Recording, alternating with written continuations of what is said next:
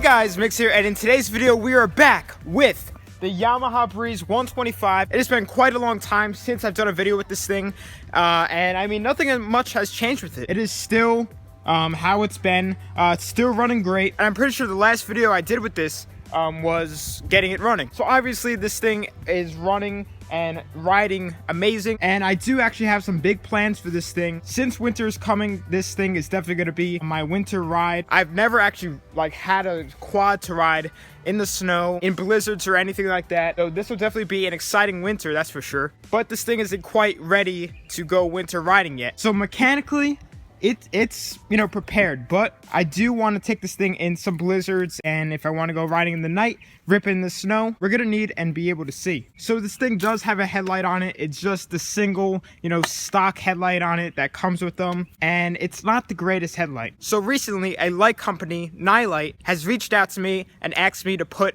one of their lights onto the quad. This video is sponsored by Nilight, so shout out to them for sending out the light and help taking this quad to a next level up from what it is right now, so we can definitely take this thing on longer and better rides. So Nilight has sent out this light right here. It's a 30-watt flood rocket-shaped off-road LED light.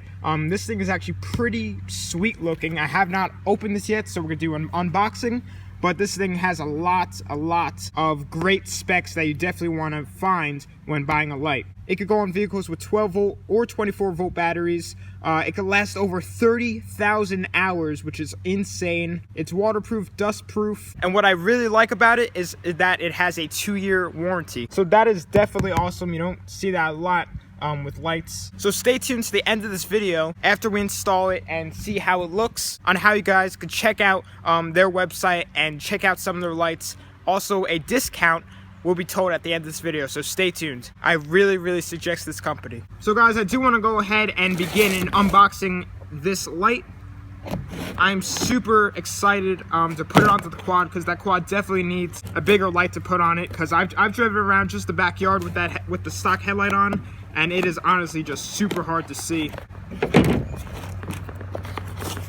Oh yeah, that is, wow, that's actually really good quality. So here's a closer look at this light, and it is actually really high quality stuff. I can really tell that there's a lot of effort put into making these, and you can definitely see it. So now that we have the light out, we have all the hardware that comes with it. So it looks pretty simple, and let's get started. So before I begin, I have never ever installed anything like electrical, like a light like this, but it honestly seems simple enough. With some lights you buy, there's just wires everywhere, and it doesn't really make it that motivating for the customer to try and install it.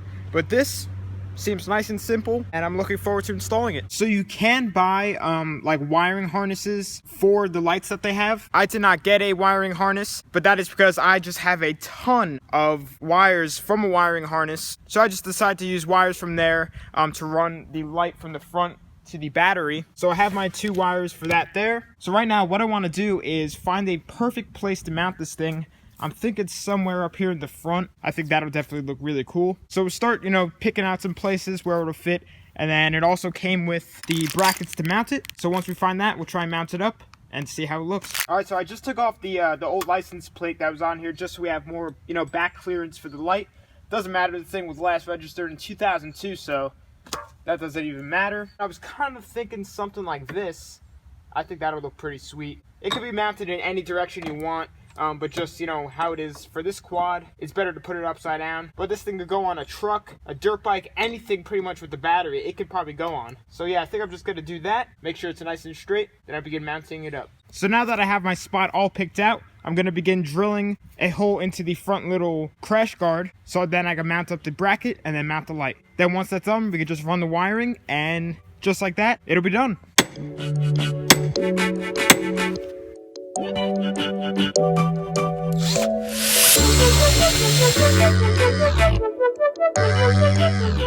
So the hole for the mount is drilled now, and before we mount it up, I just want to run the wires through the frame all the way back to the battery. Then I will hook up the wiring harness to the light, then we will mount it up and test it out. Right now the timing is perfect because the sun is just beginning to set, and then once this thing is done, we should be able to test it right out and see how it looks.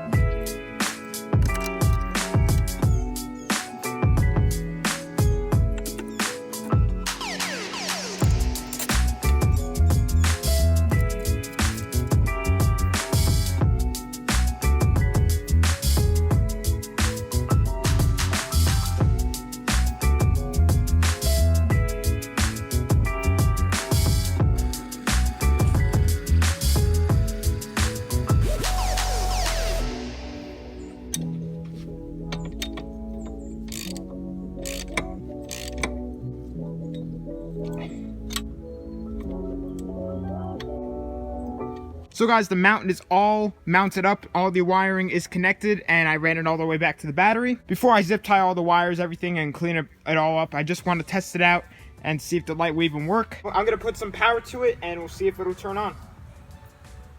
Oh yeah, we got power. So now that I know that we can have power go throughout the quad, I'm gonna zip tie all the wires against the frame, clean it all up, make sure that they're away from the engine so none of them get mounted or anything.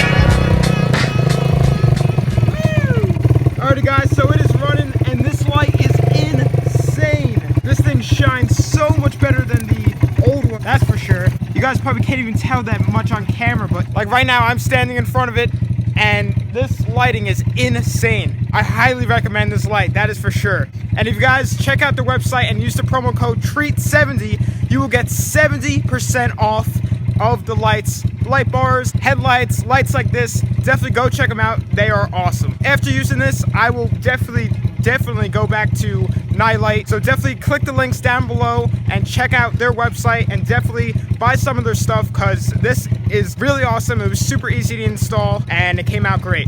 But anyway guys, thanks for watching. Please subscribe, like, comment, share friends with the channel. Check that out guys. That is awesome.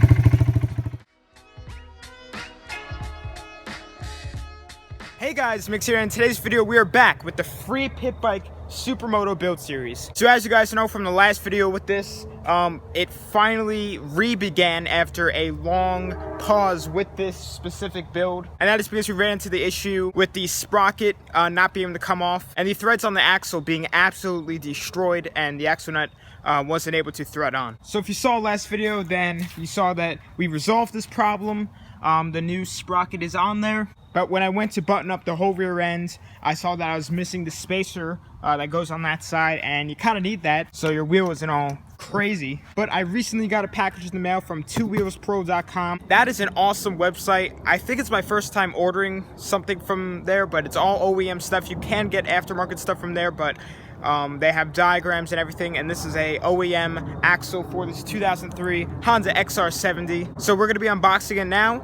It should match right up. I also got a spacer for it, so we'll get that onto the bike, swap them out, and then we'll probably take this thing for a quick ride just to test them out, because I've never actually like fully ridden this bike with the Supermoto tires on. I've never gone full throttle with this bike either. I mean, I'm sure there's not really a lot of power to feel because it's a 70, but every single time I would go full throttle with the old sprocket, it would just, like, the chain would skip super bad. It would be really just a bad grinding noise. So with this new axle, we could finally get this thing back up and running and riding. Alrighty, so let's just do a quick unboxing before getting to work.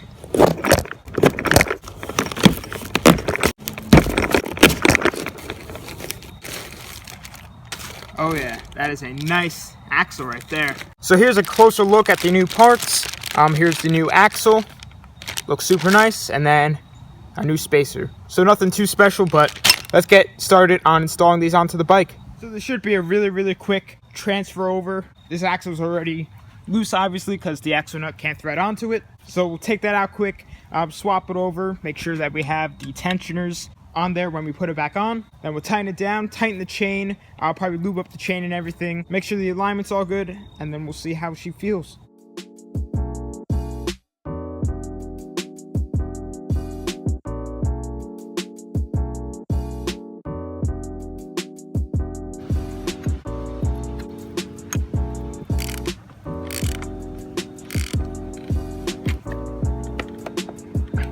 good to go. Alrighty guys, so the whole rear of the bike is nice and tight on there. The tire went flat for some reason when it sat for that long. I'm really hoping that there's not a slow leak in it from when we put on the Supermoto tires. I mean, held in there, you know, nice and tight, filled with air for such a long time. So I just have to see when I air it up. I'm sure it'll hold air again, but everything is good to go on it. The chain is at perfect tension.